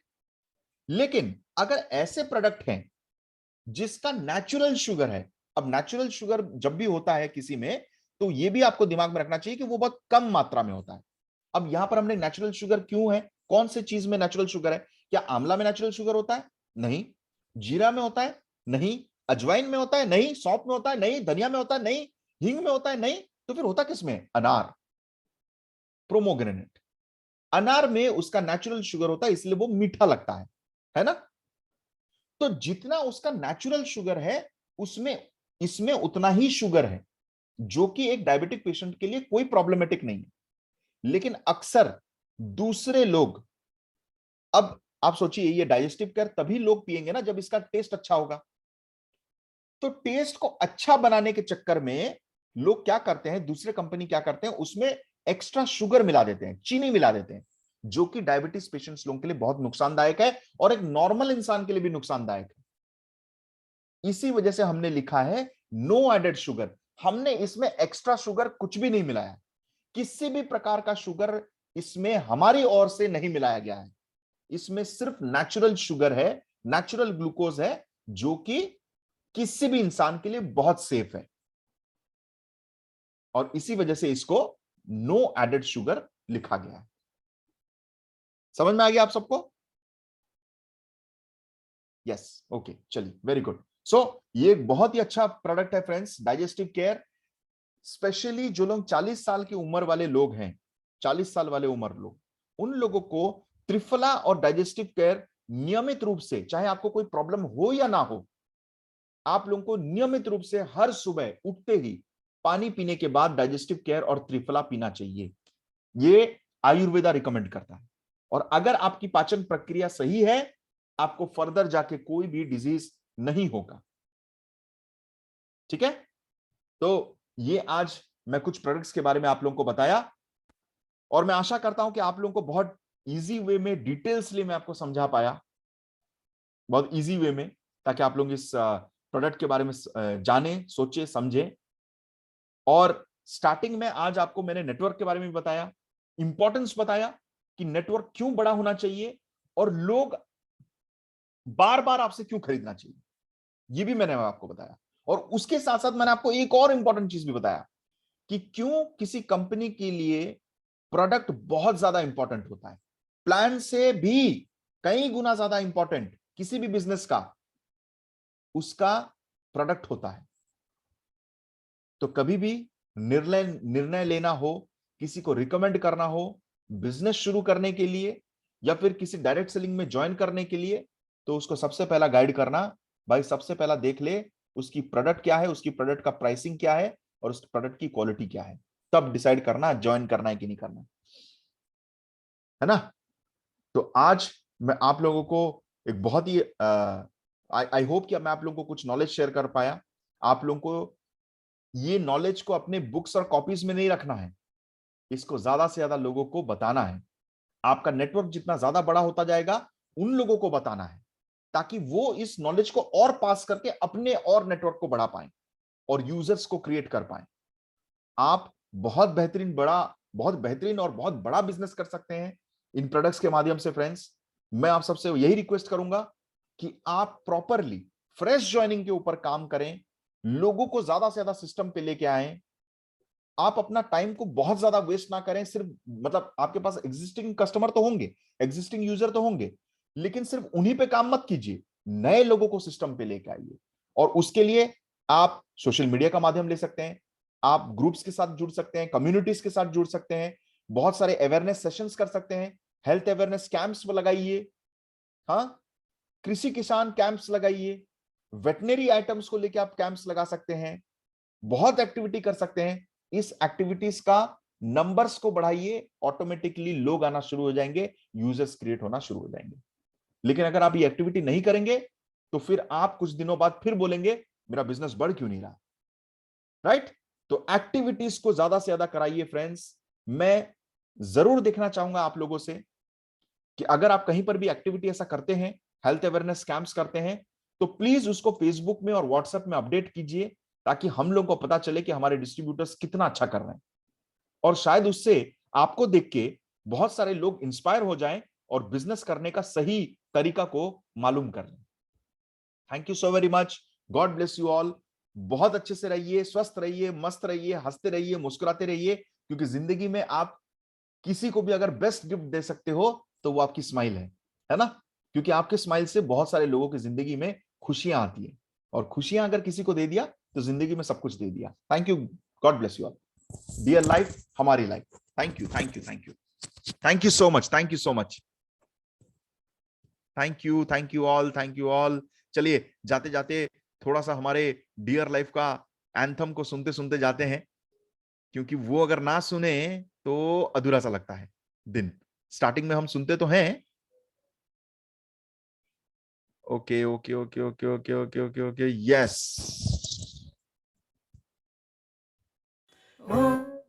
So thank you so much. God bless you all.